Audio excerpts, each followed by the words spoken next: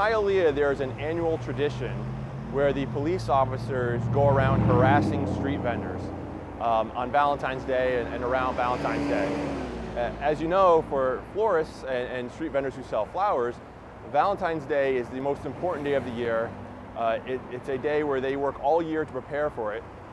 And so by cracking down on them, specifically on Valentine's Day, it's clear that the city of Hialeah is trying to drive street vendors out of business. These are hardworking individuals who are just trying to earn an honest living and live out the American dream, and the government should not be getting in the way. Why? Why they say they are trying to remove the street vendors? Well, the government has given many different reasons that seem to change over time, but if you look at the history of the regulations, it's clear that they were just for protectionist reasons to protect brick and mortar businesses from competition.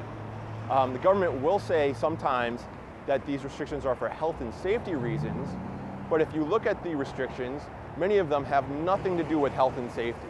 It does not improve health and safety to make the street vendors always move so that their customers can't find them. It does not improve health and safety to prevent the street vendors from having enough merchandise to meet demand.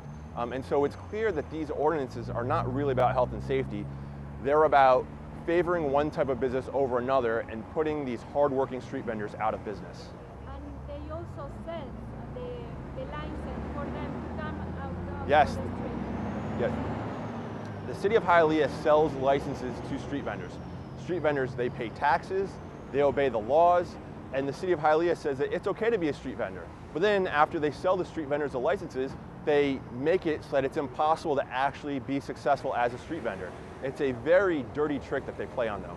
Who wins if the street vendors are removed from the street? The people who will win would be the successful brick and mortar businesses who don't want the competition. It's not the government's job to decide where customers purchase their flowers and other items. That choice belongs to the customers themselves. The government should not be telling customers where to buy their items. But also they can collect more sales tax. That is absolutely true. There definitely is a conflict of interest there where the government receives more in tax revenue if they force customers to buy flowers from expensive shops instead of more affordable street vendors who offer a better value. How is the status of the lawsuit?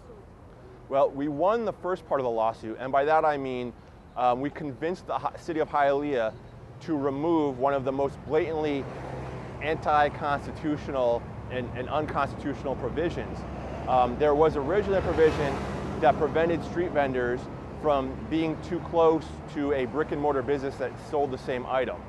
The city of Hialeah apparently recognized that that provision was unconstitutional, and so they removed it, and so that was great. Unfortunately, because the city of Hialeah apparently wants to drive street vendors out of business, when they removed the unconstitutional part, they also greatly strengthened the other parts so that they could try to meet that same goal.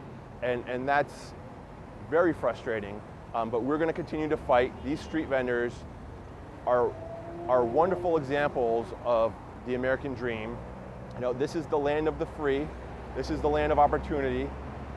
These are individuals who are just trying to get a foot up on the first rung of the economic ladder, and we should be encouraging them. The last thing we should be doing is trying to crush them like the government of Hialeah is trying to do.